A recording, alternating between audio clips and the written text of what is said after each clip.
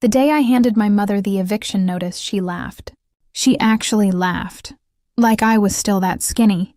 17-year-old girl sitting on the front porch with a garbage bag full of clothes, watching my bedroom light flip on for the stranger who was about to sleep in my bed. But I wasn't that girl anymore. I was the woman who now owned the deed to her house, the house next door, and every single property on Hargrove Lane. And I had learned, the hard way, the lonely way, the hungry way, that the people who count you out are often the ones who hand you your greatest motivation. So let me take you back. Let me take you all the way back to the night everything broke. Because that night, that was actually the night I was born. My name is Vivian Hargrove. And no, I didn't choose that last name by accident, but we'll get to that. I grew up in a mid-sized town in central Ohio, in a house that looked perfectly fine from the outside. Beige seating, a little flower bed my grandmother had planted before she passed. Wind chimes on the porch that sounded like something peaceful was happening inside. Nothing peaceful was happening inside. My mother, Nadine, was the kind of woman who could make you feel invisible and on display at the exact same time. She had a gift for it. She'd introduce me to her friends as her responsible one, and then, in the same breath, asked me to go fix everybody's plates, watch my little cousins, clean up after a party I wasn't even invited to participate in. I was 12 years old the first time I realized I wasn't a daughter in that house. I was staff. My stepfather, Clifton, had 2 biological kids from his first marriage, Amber and Tyler. And from the moment he moved in, the math in that house changed. Suddenly there wasn't enough of anything for me. Not enough space at the dinner table. Not enough hot water in the mornings. Not enough patience when I needed help with homework. But there was always enough for Amber's dance competitions. Always enough for Tyler's travel baseball league. And my mother, my own mother, just let it happen. No, that's not fair. She didn't let it happen. She participated in it. She told me once when I was 15 that I needed to learn to take up less space, that I was too sensitive, that life wasn't fair, and the sooner I accepted that, the better off I'd be. She was right about one thing. Life wasn't fair, but she was wrong about what that lesson was supposed to teach me. For most of my childhood, I cooked, I cleaned, I babysat, I ironed clothes that weren't mine for school picture days. I wasn't celebrated for. I maintained a 3.8 GPA while working 12 hours a week at a sandwich shop so I could buy my own school supplies, because those weren't budgeted for me either. I told myself it was temporary. I told myself I just had to get to 18. I just had to graduate, and then I could breathe. I never made it to 18. Not in that house. 3 weeks after my 17th birthday, my grandmother, my father's mother, the only person in my life who made me feel like I mattered, passed away from a heart attack. I was devastated. I mean wrecked. I missed 2 days of school. I cried myself to sleep. I stopped eating for almost a week. And my mother's response? She sat me down at the kitchen table, folded her hands, and told me that they had decided to rent out my room. I stared at her. She said they had found a tenant, a woman named Georgette who worked nights at the hospital, and that the extra income would really help with Tyler's baseball fees. She said I could sleep on the pull-out sofa in the basement until I figured something out. She said it like it was reasonable. She said it like I should be grateful they were letting me stay at all. I asked her if she was serious. She told me not to make it dramatic. I want you to understand something. I wasn't some troubled kid. I wasn't using. I wasn't failing out.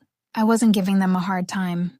I was a grieving 17-year-old honor student who had just lost the one person who called her on her birthday, without being reminded, and my mother looked at me across that kitchen table and chose baseball fees. I packed my bag that same night, not because she told me to leave. She hadn't gone that far yet, but because I understood finally and completely that staying was going to cost me something I couldn't afford to lose. My belief that I deserved better. I called my school guidance counselor, Ms. Beverly Okafor, from a gas station payphone at 9 o'clock at night, and I told her everything. She stayed on the phone with me for 2 hours. She helped me find an emergency housing resource for youth through the county. And by the following week, I was in a supervised transitional housing program for teens. I was 17 years old, and I was more at home in a shared room with 4 strangers than I had ever been in my own house. Here's where the story changes. Here's where I changed. The transitional housing program connected me with a woman named Dr. Constance Whitfield. She was a retired real estate attorney who volunteered there on Wednesday evenings, helping young people understand financial literacy, credit, savings, taxes, contracts. Things most kids learn from their parents. Things I had never been taught. Dr. Whitfield saw something in me. She used to say I had the eyes of someone who was done being surprised by disappointment. And she meant it as a compliment, as strange as that sounds. She said the most dangerous investor in any room was someone who had nothing left to lose and everything left to prove. I started listening to her like she was giving me oxygen. I got my GED at 17. I enrolled in a community college at 18, studying business administration, while working full-time at a property management company, sweeping parking lots, turning over apartments, filing lease agreements. I was learning the language of ownership from the ground floor. Literally. By 21, I had my real estate license. By 23, I had saved enough, and with the help of a first-time buyer assistance program, Dr. Whitfield helped me apply to purchase a small duplex in a neighborhood 20 minutes from where I grew up. I rented out both units, lived frugally, reinvested every dollar of profit, and kept going. I didn't do it fast. I want to be clear about that, because I think too many stories skip the middle part. The boring part. The part where you're eating rice and beans and driving a car that sounds like it's filing a complaint every time you start it. I did it slowly, deliberately, and with my jaw set like I had something to prove. Because I did. I had everything to prove. Fast forward to the summer I turned 28. I had built a small but solid portfolio, 9 units, across 4 properties in central Ohio. I was making a comfortable living. I had a therapist, a savings account, and a group of friends who actually celebrated my birthday. Life was genuinely good. And then I got a call from a number I didn't recognize. It was Tyler. My stepbrother Tyler, who I hadn't spoken to in over a decade. He was cheerful at first, overly cheerful, the way people are when they want something. He told me he'd heard, through some mutual acquaintances, that I was doing well in real estate. He laughed a little, said he always knew I'd land on my feet. I stayed quiet. Then he told me why he was calling. Clifton had lost his job 18 months prior. My mother had drained most of their savings. They were significantly behind on the mortgage. Their house, the house on Hargrove Lane, my childhood home, the one with the beige siding, and the wind chimes and the room they had rented out while I was grieving, was heading toward foreclosure.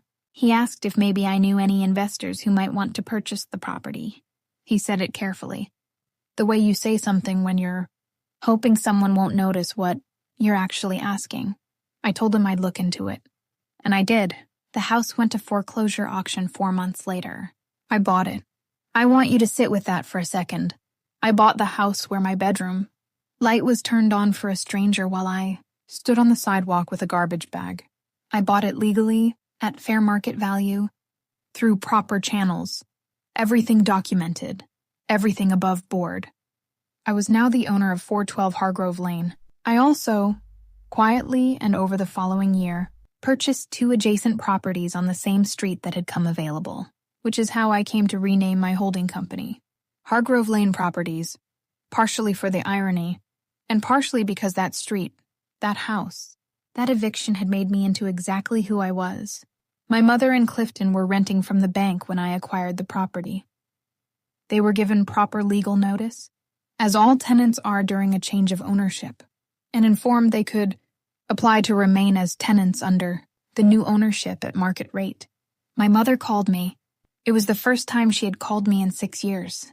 I want to tell you that I was cold, that I had steeled myself, that I picked up the phone and felt nothing. That would be a lie. My hands shook. My voice shook. I sat in my car in a parking garage for 20 minutes before I answered because I needed to remember who I was before I heard her voice. Because her voice had a way of making me feel small again, even after everything. She wasn't cruel on that call. That almost made it harder. She was tired. She sounded old in a way I hadn't expected. She asked if there was any flexibility on the rent. She said things had been very difficult. She didn't apologize. Not exactly, but there was something underneath her words that I recognized. She knew what she had done. She knew what that night at the kitchen table had cost me. And maybe more importantly, she finally understood what it had built in me. I told her I would have my property manager send over the standard lease application, that if they qualified, they were welcome to stay, that I would not be offering any special arrangements. She said she understood, and then she said, and I will never forget this, she said, "You turned out all right, Vivian. Not I'm sorry. Not I was wrong. Not you deserved better. Just you turned out all right." I said, "Yes, ma'am, I did." And I hung up. They did not qualify for the lease. Their credit had taken too many hits during the foreclosure process. They moved in with Amber, who lived 2 towns over. I heard through the grapevine that it's been a crowded, difficult arrangement. I renovated the house on Hargrove Lane completely. New kitchen, new floors. Opened up the back room, my old room, into a bright, airy space with big windows. I rented it to a young single mother named Tasha and her daughter, at a rate she could actually afford, with a lease that included protections I wished someone had given me. The first week she moved in, her daughter hung a little paper sun in that window. I drove by one evening and saw it from the street. And I cried, not because I was sad, but because I understood finally that the point was never the revenge. The point was never proving something to my mother or Tyler or Clifton. The point was that a little girl who was told she took up too much space had spent 13 years learning how to own the space entirely, and then used it to make room for someone who needed it. That's the thing about being underestimated. If you survive it, and I want to be clear, it is surviving. It takes everything you have, but if you survive it, it becomes the most thorough education you will ever receive. I still think about that 17-year-old girl on the porch. I think about her a lot, actually. I think about what she needed to hear and didn't. Think about how differently things might have gone if one adult had stepped in sooner. And I'm grateful, genuinely, completely grateful, for Ms. Okafor who stayed on the phone with me, and for Dr. Whitfield who taught me what money could do when you understood it. But I also think about something deeper, about the way we dismiss people, the way families sometimes treat the strong one as the one who doesn't need anything, the way strength, especially in young women, gets confused with not needing care. I was not strong because I didn't need anything. I was strong because I had learned, too early, that asking for things didn't work. That's not strength. That's survival. And survival is not the same as thriving. I am thriving now. I built that from scratch, in the dark, with no map and no safety net, and I would never wish that road on anyone. So here's what I want to leave you with today. The people who make no room for you at the table are not prophets. They are not seeing something true about your value. They are showing you something true about their limits. And their limits are not your ceiling. You are allowed to build something so big that the people who counted you out have to look up to see it. And my question for you, the one I want you to sit with, the one I want you to leave in the comments below, is this. If you had been in Vivian's shoes the moment your mother called and you heard her voice for the first time in years, would you have let them stay? Would you have shown grace? Or would you have held the line? There is no wrong answer. But I think your answer will tell you a lot about where you are in your own healing. I'll see you in the next story.